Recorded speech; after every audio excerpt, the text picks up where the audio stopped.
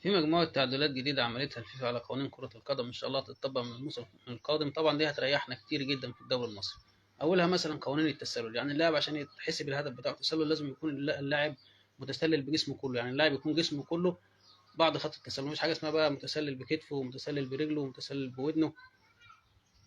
لو في سنت بس من جسمه قبل خط التسلل ما يبقاش تسلل، يعني لو في سنت واحد منه بس قبل اخر مدافع ما يتحسبش تسلل. طبعا هيريحنا من بلاوي كتير جدا احنا هنا في الدوري المصري، لان كل مره هدف يتلغي مثلا سواء للاهلي او اي فريق تاني، يطلع مثلا محمود سامر عثمان يقول لك يجوز، ويطلع مش عارف جهاد جريشه يقول لك لا يجوز، وده يقول لك تسلل وده يقول لك مش تسلل، وده يقول لك ده كان مشارك في الكوره وده يقول لك مش مشارك في الكوره، وده معطل المدافع ومش معطل المدافع، ونقعد احنا في المواويل الخربانه دي كل ماتش اسبوعين ولا حاجه.